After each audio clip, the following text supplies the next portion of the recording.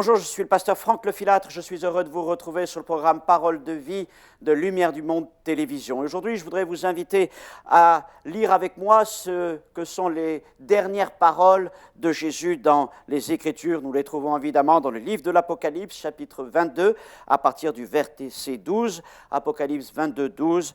Ce sont les dernières paroles de Jésus qui dit « Voici, je viens bientôt, et ma rétribution est avec moi pour rendre à chacun selon ce qu'est son œuvre. Je suis l'alpha et l'oméga, le premier, le dernier, le commencement et la fin. Je viens bientôt, voici les paroles du Seigneur. » C'est donc par cette promesse que se concluent les Écritures. Bien sûr, cela fait maintenant presque 2000 ans que ces paroles ont été données et beaucoup voient dans cette longue durée, ce temps écoulé, une évidence de la folie de croire dans une telle chose. Pourtant, même si Dieu n'en a pas encore permis l'accomplissement, nous croyons qu'elles sont vraies et la foi des chrétiens n'est pas ébranlée. Il suffit pour cela d'ouvrir nos yeux, d'ouvrir nos oreilles, de voir, d'écouter, pour comprendre que nous vivons des temps particuliers, dans lesquels convergent un grand nombre de signes que nous trouvons dans les Écritures, de signes dans le domaine politique, dans le domaine économique, spirituel, dans l'écologie, dans cette création. Et tous ces signes sont là pour nous dire et attester, voici, Jésus est proche, soyez prêts, ne soyez pas fous de les ignorer. Aussi, nous croyons que Jésus est proche.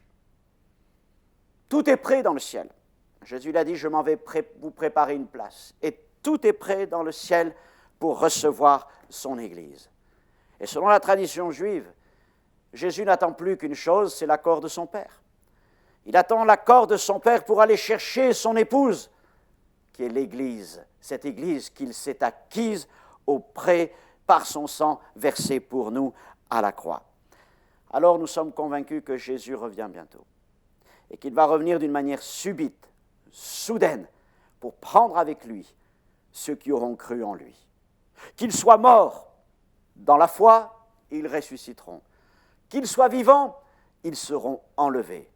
Et morts ou vivants enlevés seront transformés en un clin d'œil, et alors ils rentreront dans la présence du Seigneur. Quel merveilleux moment! Mais c'est certain, Jésus revient comme un voleur dans la nuit. Êtes-vous donc prêts pour le retour de Jésus? Parce que nous n'aurons pas le temps de nous préparer au moment où il reviendra, ce sera déjà trop tard. C'est aujourd'hui que nous devons être prêts. Non pas nous préparer, mais bien sûr être prêts pour aller à sa rencontre. Alors le thème du retour de Jésus est un thème fréquent et plusieurs fois affirmé dans les Écritures. Ne serait-ce que dans le Nouveau Testament, il est mentionné plus de 300 fois cette question du retour de Jésus. Et il y a 8 fois plus de textes annonçant la seconde venue de Jésus que la première. Des chapitres entiers des Écritures de la Nouvelle Alliance lui sont consacrés. Jésus a donné un grand nombre de paraboles pour nous enseigner les choses autour de son retour. On pensera notamment à la parabole des 10 vierges. Et il y a aussi ce grand enseignement qu'on appelle l'enseignement sur la montagne des Oliviers. Les apôtres lui ont demandé « Seigneur, est-ce en ce temps que tu rétabliras le royaume ?» Alors qu'ils regardaient le temple qui était en face d'eux, Jésus leur dit « Il ne restera pas pierre sur pierre de ceci. » Et il commença à leur expliquer un grand nombre de choses qui devaient arriver d'une manière précédant son retour. Et puis, Paul y fait aussi allusion plus de 50 fois dans ses épîtres, avec des passages très importants, notamment dans la première des Thessaloniciens, chapitre 4, où il va parler de l'enlèvement de l'Église, de la résurrection des morts et du retour de Jésus sur la terre. Et puis dans 1 Corinthiens, chapitre 15, oui, c'est le grand enseignement, le grand chapitre sur la résurrection des saints. Et puis, reste aussi ce livre incontournable, le dernier livre des Écritures, le sceau des Écritures, l'Apocalypse, qui est en partie consacré à décrire les événements politiques, économiques et écologiques et spirituels qui entourent le retour de Jésus-Christ sur cette terre. Donc après la naissance et la mort du Sauveur pour notre salut éternel, il n'est pas de sujet plus important dans les Écritures que celui du retour de Jésus. Pourquoi Jésus doit-il revenir? Il revient d'abord pour célébrer ses noces.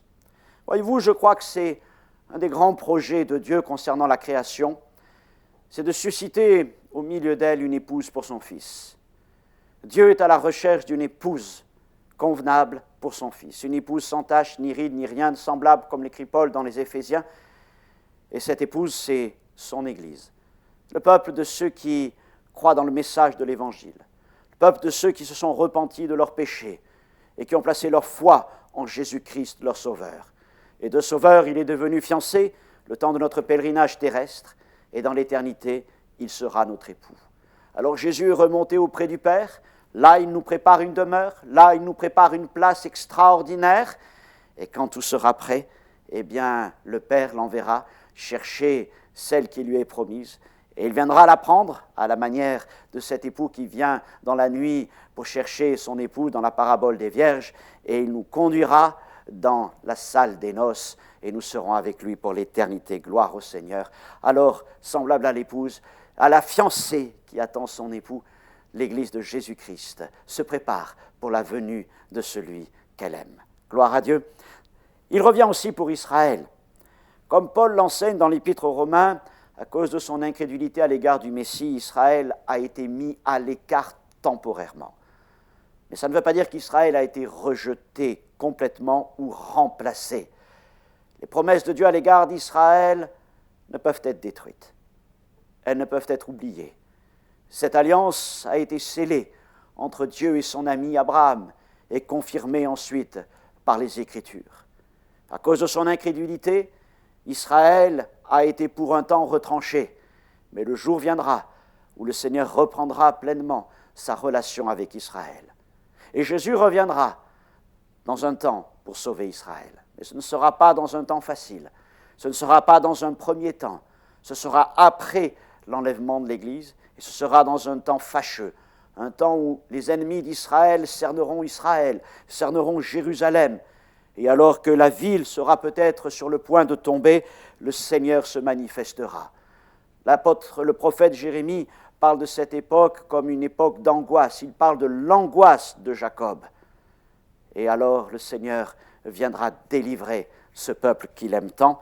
C'est ce que le prophète Zacharie écrit au chapitre 14, verset 3. « L'Éternel paraîtra et il combattra ces nations comme il combat au jour de la bataille. » Et ainsi le Seigneur rassemblera tous les Juifs à Jérusalem, purifiera son peuple qui se tournera tout entier vers lui et reconnaîtra Jésus comme le seul et véritable Messie. Et Israël, tout Israël, sera sauvé au temps du retour du Seigneur pour Israël. Jésus revient aussi pour juger les nations. Ésaïe, chapitre 2, verset 4, il est écrit « Il sera le juge des nations, l'arbitre d'un grand nombre de peuples. » Et quand le Seigneur reviendra sur la terre, il s'assiera sur son trône, et comme il l'a annoncé dans Matthieu, chapitre 25, il fera le tri entre les peuples, entre les nations, entre les hommes, entre d'un côté ceux qu'il appelle les boucs et de l'autre côté ceux qu'il appelle les brebis. Les boucs sont ceux qui auront non seulement été incrédules à l'égard de Jésus, mais surtout, ce sont ceux qui auront été opposants, qui n'auront pas pris soin des plus petits, n'auront pas pris soin de ceux qui appartiennent au Seigneur dans des temps difficiles. Et puis il y aura ceux que le Seigneur appelle les brebis. Ce ne sont pas forcément des chrétiens, des disciples, non, ce sont simplement de ces gens qui auront visité ceux qui sont en prison, qui auront donné à manger à ceux qui avaient faim. Et ceux-là s'étonneront, mais le Seigneur leur dira, vous pouvez rentrer là dans mon royaume. Le Seigneur jugera ainsi les nations. La Bible appelle cela le tribunal des nations. Le Seigneur revient aussi pour restaurer la nature. Et la nature, aujourd'hui, est dans un état catastrophique. Quand le Seigneur a créé cette terre, elle était parfaite, admirable, équilibrée. Quelle belle création! Mais depuis, nous avons tout terni, la corruption, l'exploitation, la surexploitation, et nous avons détruit en grande partie la beauté de notre planète. Et au moment où le Seigneur reviendra, il reviendra pour la restaurer aussi dans son état originel. Ainsi, Isaïe écrit au chapitre 55, « Au lieu de l'épine s'élèvera le cyprès, au lieu de la ronce croîtra le myrte, et ce sera pour l'Éternel une gloire, un monument perpétuel, impérissable. » Là où la nature a été abîmée, Dieu la restaurera. On comprend pourquoi l'apôtre Paul écrit au chapitre 8 que la nature elle-même, la création, soupire après la rédemption, après la manifestation des fils de Dieu, après le retour de Jésus-Christ, parce qu'aujourd'hui elle souffre les douleurs de l'enfantement. L'enfantement, elle est asservie aux caprices des hommes, à la vanité des hommes. Et viendra un jour, le Seigneur la purifiera et la restaurera. Elle sera comme au premier jour, au jour où le Seigneur l'a créée. Béni soit Dieu aussi pour cela. Et le Seigneur, finalement, revient pour régner. Lorsqu'il aura accompli tout cela, lorsqu'il sera venu chercher son Église, lorsqu'il aura sauvé Israël, lorsqu'il aura jugé les nations, lorsqu'il aura restauré la nature, il établira son règne, un règne de 1000 ans sur cette terre. Cette période s'appelle le millénium et le Seigneur régnera à travers Israël et l'Église sera à ses côtés. L'Église, qui sera son épouse, régnera à ses côtés. Et nous croyons que ce sera un règne de paix, de justice et de prospérité. Que son royaume vienne, comme le Seigneur nous invite à le prier dans l'évangile de Matthieu. Voyons maintenant comment Jésus doit revenir. Croyons que la Bible met en évidence 2 temps distincts. Et elle nous invite à faire une différence entre l'enlèvement de l'Église qui ira à la rencontre de Jésus dans les airs et le retour de Jésus sur terre lorsqu'il posera son pied sur le mont des Oliviers à Jérusalem. Parlons tout d'abord de l'enlèvement de l'Église et de la résurrection des saints qui la précèdent. Il est écrit dans la première épître aux Thessaloniciens, car le Seigneur lui-même a un signal donné à la voix d'un archange, au son de la trompette de Dieu, descendra du ciel et les morts en Christ ressusciteront premièrement. Et ensuite, nous les vivants qui serons restés, nous serons tous ensemble enlevés avec eux sur des nuées à la rencontre du Seigneur dans les airs. Et ainsi, nous serons toujours avec le Seigneur. 1 Thessaloniciens 4, 16, 17. Nous voyons donc dans ce temps Jésus revenir sur les nuées du ciel. Il revient à l'endroit même où il avait disparu au jour de son ascension. Et dans cette phase de son retour, eh bien, le Seigneur reste dans les cieux. Et il vient pour chercher son Église, ceux qui sont morts dans la foi et ceux qui seront vivants. Qui sait, peut-être serons-nous vivants par la grâce du Seigneur au jour de son retour. Mais en tout cas, ceux qui sont concernés, c'est ce que j'appellerais, ce n'a rien à voir avec une dénomination particulière, ça s'appelle l'Église des vainqueurs. Et je reprends les mots de Jésus que l'on trouve dans le livre de l'Apocalypse. Qui sont les vainqueurs ? Eh bien, ce sont ceux qui ont persévéré jusqu'au bout dans une foi vivante, qui ne se cachent pas derrière des apparences, ou qui ne se contentent pas simplement de confesser des vérités doctrinales, mais qui en portent le fruit. Ils portent le fruit d'une vie consacrée à Jésus-Christ. Et donc le Seigneur vient sur les nuées des cieux, et il vient pour prendre son Église, les morts ressuscitent, les vivants vont à sa rencontre, et tout se passe dans un temps extrêmement rapide, et se passe d'une manière invisible. 1 Corinthiens chapitre 15, versets 51 et 52, l'apôtre écrit « Voici, je vous dis un mystère, nous ne mourrons pas tous, mais tous nous serons changés, en un instant, en un clin d'œil, à la dernière trompette. La trompette sonnera et les morts ressusciteront incorruptibles, et nous serons changés. » Merveilleux moment que celui-ci que nous attendons, et comme les chrétiens de l'époque des apôtres, nous crions nous aussi « Maranatha », ce qui veut dire « Viens, Seigneur, viens ». Une fois que nous serons dans le ciel avec Jésus, des événements attendent ceux qui seront là-haut et ceux qui seront restés. Pour nous, un objectif extraordinaire, les noces de l'agneau. Et nous imaginons ce moment merveilleux où nous rentrerons dans cette salle des banquets. Quelle salle immense! Quelle table! Des milliers, des millions, je ne sais pas, de couverts qui sont dressés là.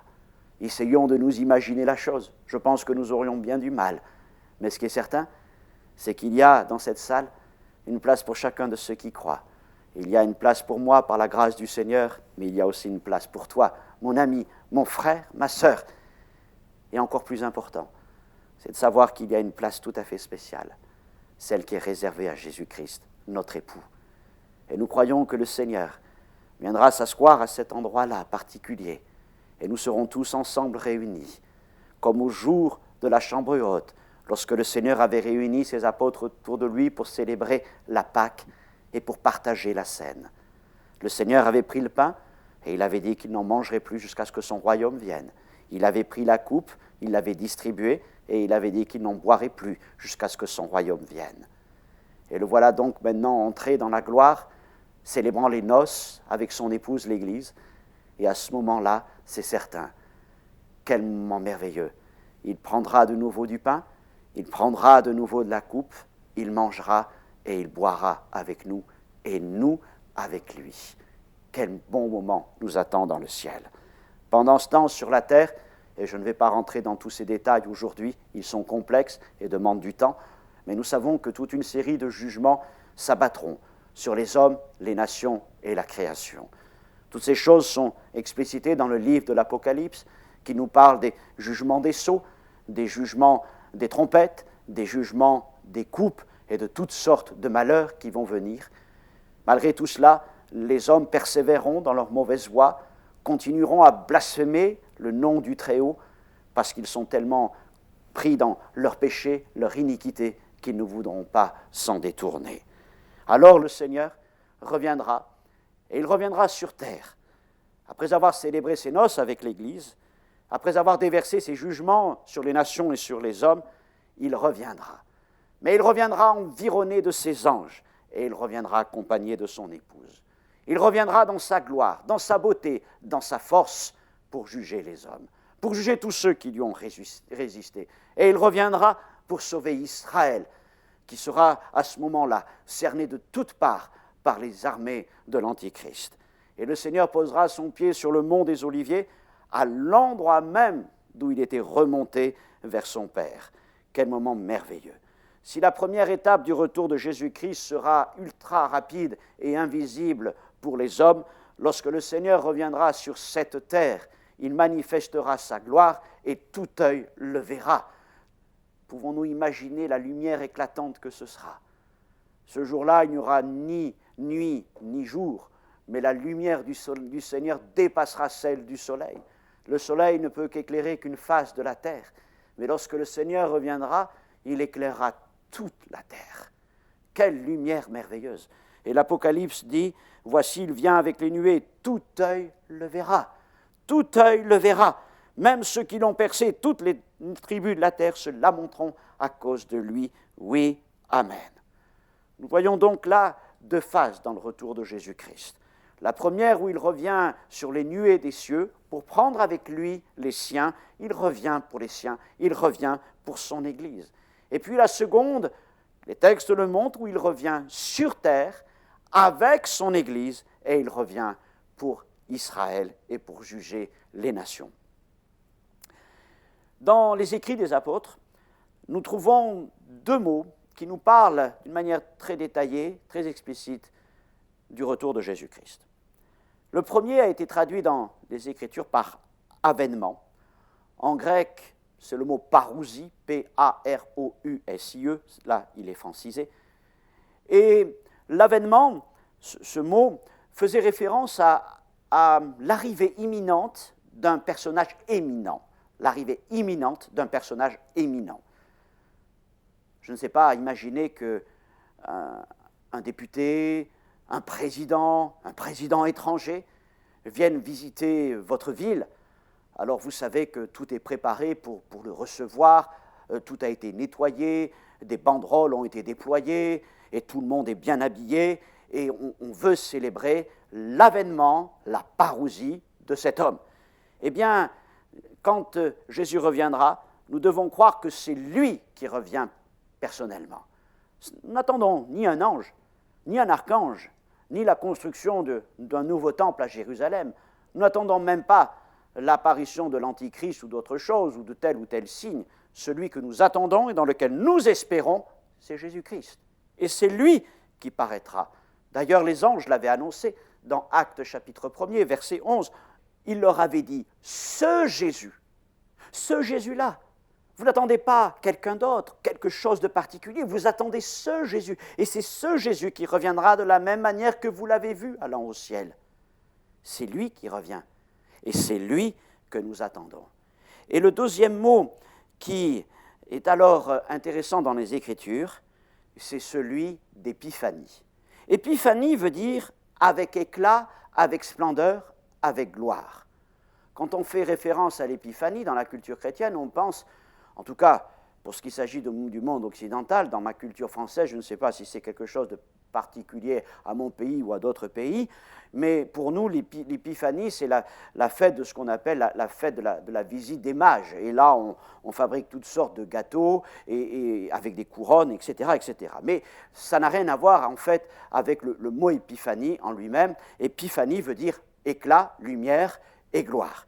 Et quand Jésus revient, il revient dans l'éclat de sa majesté. 2 Thessaloniciens chapitre 2, verset 8, il est écrit maintenant par être limpide que le Seigneur Jésus détruira par le souffle de sa bouche et qu'il l'anéantira par l'éclat de son avènement, par l'éclat, l'épiphanie de son avènement, sa parousie, l'éclat.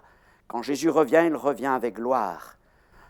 Quand il vint pour la première fois, il vient tel un simple homme, un faible homme, un serviteur. Mais quand il reviendra plein de gloire, il reviendra plein de force, il reviendra dans son épiphanie, il reviendra tel que les apôtres l'ont vu allant au ciel après sa résurrection. Jésus est venu faible, humble, il reviendra glorieux et puissant. Il est venu tel un simple homme, il est venu sans gloire, il est venu tel un simple serviteur. Le prophète Ésaïe dit qu'il était l'homme de douleur habitué à la souffrance, mais quand il reviendra entouré de la puissance des anges, il reviendra dans toute sa gloire, dans toute sa beauté, dans toute sa lumière, de sorte que tout œil le verra. Alors ce sera des moments extraordinaires. Et oui, en cet instant, tout genou fléchira et toute langue confessera qu'il est Seigneur à la gloire de Dieu notre Père. Jésus revient bientôt. Il revient bientôt et emmènera avec lui tous ceux qui ont cru et espéré en son retour. Malheureusement, il laissera derrière lui les autres, les moqueurs, les incrédules, et tout cela devront traverser des moments de jugement particulièrement sévères pour les hommes et les nations de la terre. Mais il n'est pas dans la volonté du Seigneur qu'un seul homme se perde, car Dieu veut le salut de tous les hommes. Et il nous demande de faire retentir l'appel au salut dans le monde entier à travers toutes les nations de la terre. Mais il y aura des incrédules, et malheureusement les incrédules sont nombreux. Ceux qui résistent, ceux qui rejettent, ceux qui se détournent. Et tout cela ne participeront pas à la joie et au bonheur de l'enlèvement de l'Église ou de la résurrection des saints, mais subiront la colère du Seigneur. Si aujourd'hui Jésus n'est pas revenu, ce n'est pas parce que le Seigneur aurait oublié, ce n'est pas parce qu'il ne serait pas prêt, mais c'est parce que Dieu patiente. C'est ce que nous dit l'apôtre Pierre. Pour lui, un jour, c'est comme 1000 ans.